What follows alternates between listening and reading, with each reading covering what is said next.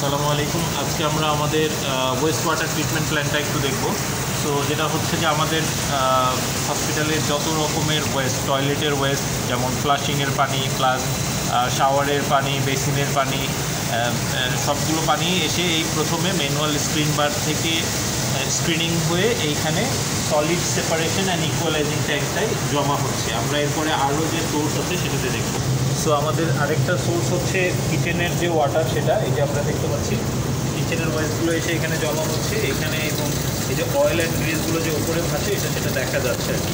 আর নিচে বাফল ওয়াল দিয়ে পানিগুলো নিচে দিয়ে চলে যাচ্ছে। সোর্স অফ ওয়াটার হচ্ছে লন্ড্রি। তো লন্ড্রির যে পানিগুলো সব এসে এখানে জমা হচ্ছে। আগের আমরা দেখছি ওই দিককার যে পানি, এটা হচ্ছে আমাদের কিচেনের ওয়াটার, বাফল ওয়াল দিয়ে ওপরের দিকে গ্রিসটা থেকে যাচ্ছে আর নিচে যে পানি আসছে সে পানিটা এই ট্যাঙ্কে আসছে, প্লাস লন্ড্রির পানিটাও এই ট্যাঙ্কে আসছে। এইখান থেকে আমাদের ওইখানে সলিড সেপারেশন অ্যান্ড ইকুয়ালাইজিং ট্যাঙ্কে চলে যাচ্ছে আর কি। রেডি। আমাদের এটা হচ্ছে আইএফপি, ইফ্লুয়েন্ট পাম্প বলি আমরা এটাকে। সো যখন আমার এখানে ট্যাঙ্কির লেভেল করা আছে হাই লো মিডিয়াম, যখন ট্যাঙ্কির লেভেল হাই হয়ে যায় তখন এই পাম্পগুলো চালু করে অটোমেটিক্যালি এই দিক থেকে পানিটা এসে এইখানে আমাদের অটোমেটিক স্ক্রিন বার সেটা চালু হয়ে যায়। চালু হইলে আমরা পানিটার সাথে আরও যে সলিড যেগুলো আমরা দেখতে পাচ্ছি এখানে, যদি ফার্দার কোনো সলিড পার্টিকেল থেকে থাকে সেটা আটকে যায়, এবং তারপরে শুধুমাত্র পানি যেটা লিকুইড সেটা নিচে আমাদের কন্টিনিউয়াস এরিয়েশন ট্যাঙ্কে চলে যায়। আমরা যেটা বলছিলাম, আমরা একটু ম্যানুয়ালি চালিয়ে দেখতে চাচ্ছি। এইখান থেকে আমরা ম্যানুয়ালি পাম্পটা চালিয়েছি। এই যে পানিটা এখান থেকে এসে যখন এইখানকার ফ্লোটটা বেড়ে যাবে, এই যে ফ্লোটে যখন পাচ্ছে তখন আমাদের পানির লেভেলটা যখন বেড়ে গেছে এখানে দেখতে পাচ্ছি আমরা অটোমেটিক স্ক্রিন বারটা আমাদের চালু হয়ে গেছে। তো এই স্ক্রিন বারে যদি কোনো রকমের ময়লা থাকে সেই ময়লাগুলো এসে এই অটোমেটিক স্ক্রিন বারে এখানে জমা হয়ে যাচ্ছে। যেমন আমরা কিছু শ্যাম্পুর প্যাকেট দেখতে পাচ্ছি, এগুলো এখানে এসে জমা হয়ে যাচ্ছে। তো আমরা যেটা দেখছিলাম সলিড সেপারেশন এবং ইকুয়ালাইজিং ট্যাঙ্ক থেকে আমাদের ওই দিক থেকে অটোমেটিক স্ক্রিন বার দিয়ে যে ট্যাঙ্কটাতে পানি জমা হচ্ছে এটার নাম হচ্ছে কন্টিনিউয়াস এরিয়েশন ট্যাঙ্ক। এটা আমাদের কারেন্ট সিনারি অনুযায়ী 1 ঘন্টা এরিয়েশন হয়, 1 ঘন্টা বন্ধ থাকে, সেটেল পিরিয়ড আর কি। তো এগুলো হচ্ছে আমাদের এরিয়েশনের যে মেইন জিনিস, এগুলোকে আমরা বলি হচ্ছে মিক্সিং এরিয়াটা। বেসিক্যালি এটা ঘুরছে, নিচে ইম্পেলার আছে, পানিটা তুলে একদিক থেকে আরেক দিকে দিচ্ছে, দিয়ে অক্সিজেনের লেভেলটা বেড়ে যাচ্ছে। এই MJ1, MJ2 আরেকটা হচ্ছে ওই পাশে আছে MJ3।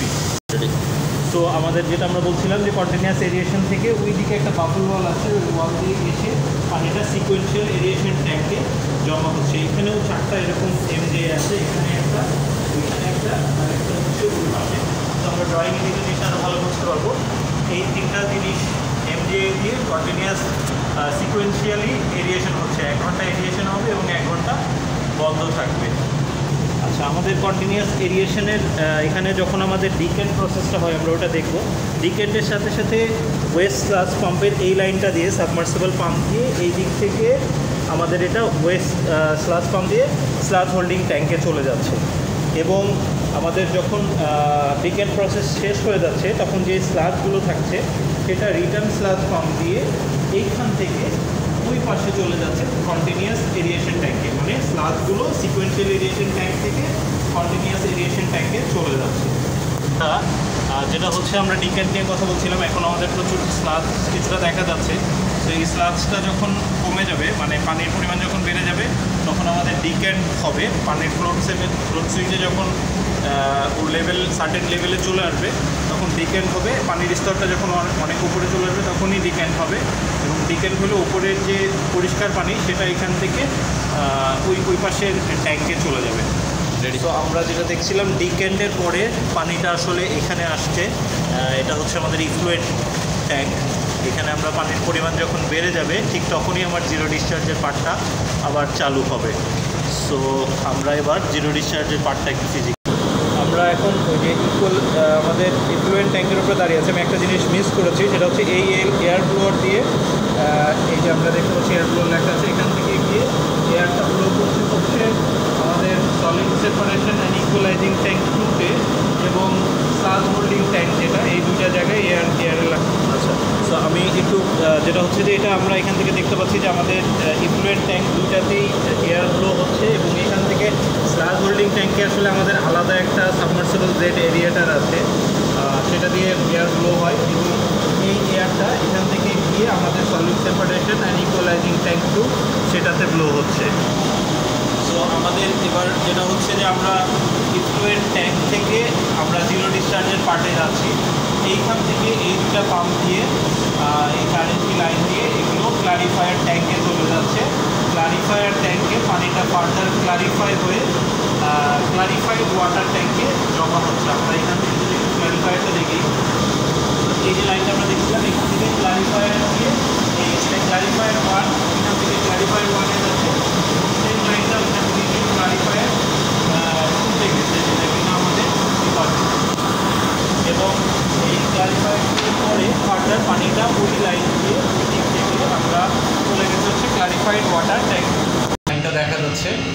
সো আমরা এখানে যে লাইনটা দেখতে পাচ্ছি এটা হচ্ছে আমাদের ক্লারিফাইড ওয়াটারের ইন হয়েছে, ওইখান থেকে বাম দিকে এসে ট্যাঙ্কে পানিটা জমা হচ্ছে। তো যেটা হচ্ছে যে এটা আমাদের ক্লারিফাইড ওয়াটার ট্যাঙ্ক। এরপরে এখান থেকে আমাদের এই পাম্পগুলো দিয়ে এই লাইন দিয়ে টু ট্রিটেড ওয়াটার ট্যাঙ্ক, এখানে প্রথমে আমাদের অ্যাক্টিভেটেড কার্বন, প্রথমে মাল্টিমিডিয়া ফিল্টার, তারপরে অ্যাক্টিভেটেড কার্বন হয়ে আমাদের ট্রিটেড ওয়াটার ট্যাঙ্কে পানিটা জমা হয়। এই পাম্পগুলো দিয়ে ওই লাইন থেকে পানিটা ট্রিটেড ওয়াটার ট্যাঙ্কে চলে আসছে। এটা হচ্ছে একটা অপশন। আরেকটা অপশন হচ্ছে আমরা এইটাকে চাইলে র ওয়াটার হিসেবে ব্যবহার করতে পারি। এইখান থেকে এই ফিড পাম্পগুলো দিয়ে র ওয়াটারের যে ফিডিং, প্রথমে অক্সিডাইজিং চেম্বার আছে, তারপরে স্যান্ড ফিল্টার আছে, আমরা সেটা দেখবো। ওইখান থেকে গিয়ে তারপরে মাল্টিগ্রেড ফিল্টার আছে, সেখান থেকে গিয়ে পানিটা র ওয়াটার হিসেবে ইউজ করা যেতে পারে।